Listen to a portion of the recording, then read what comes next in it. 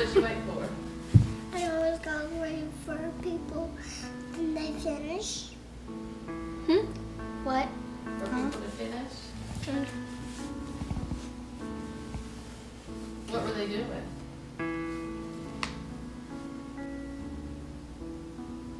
Mama, what was the game that we were about to play?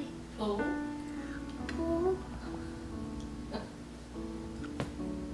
So we ordered our dad a birthday present. We got a present. So it was supposed to come, or we were hoping it was supposed to come by September 2nd, because that's when our dad's birthday was.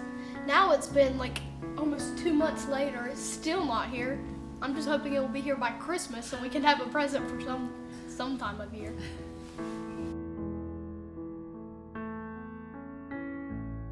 It was kind of hard to wait because he kept saying that we didn't get him a present and he was doubting us. And I just wanted to give it to him because it's honestly the best present, or one of the only presents I can remember giving him.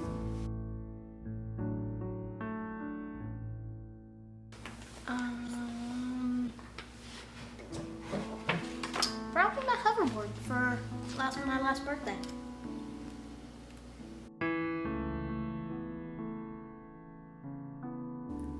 The heavens are singing about how great God is, and the skies are shouting it out. See what God has made.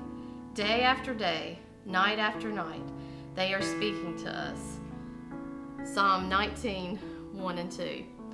God wrote, I love you. He wrote it in the sky and on the earth and under the sea. He wrote his message everywhere because God created everything in his world to reflect him like a mirror, to show us what he is like, to help us know him, to make our hearts sing. The way a kitten chases her tail, the way red poppies grow wild, the way a dolphin swims. And God put it into words, too, and wrote it in a book called the Bible. Now, some people think the Bible is a book of rules, telling you what you should and shouldn't do. The Bible certainly does have some rules in it. They show you how life works best. But the Bible isn't mainly about you and what you should be doing. It's about God and what he has done. Other people think the Bible is a book of heroes, showing you people you should copy. The Bible does have some heroes in it, but as you'll soon find out, most of the people in the Bible aren't heroes at all. They make some big mistakes, sometimes on purpose. They get afraid and run away. At times, they are downright mean. No, the Bible isn't a book of rules or a book of heroes. The Bible is most of all a story. It's an adventure story about a young hero who comes from a far country to win back his lost treasure. It's a love story about a brave prince who leaves his palace, his throne, everything, to rescue the ones he loves. It's the most wonderful of fairy tales that has come true in real life. You see, the best thing about this story is it's true. There are lots of stories in the Bible, but all the stories are telling one big story, the story of how God loves his children and comes to rescue them. It takes the whole Bible to tell this story, and at the center of the story, there is a baby. Every story in the Bible whispers his name. He is like the missing piece in a puzzle, the piece that makes all other pieces fit together, and suddenly you can see a beautiful picture. And this is no ordinary baby. This is the child upon whom everything would depend. This is the child who would one day, but wait. Our story starts where all good stories start, right at the very beginning. Today we are going to hear a story about how the people of God had to wait for the most wonderful gift ever given. Cullen and Brady, do you mind reading the story to Caroline? Once upon a time, there lived a man and a woman. They were the happiest people on the planet. True that they were the only people on the planet, but they were still terrifically happy. And God made them. He made them in his image, little mirrors to reflect God's glory. And like everything else God made, he made them good. It was a wonderful time to be God's children in God's wonderful world. Unfortunately, things didn't stay happy and wonderful for long. On one very bad day, Adam ate from the only tree God had declared off limits. Adam failed. It was a terrible day, the second worst day in the history of the world. A snake had tricked Adam and Eve and told them a lie about the fruit.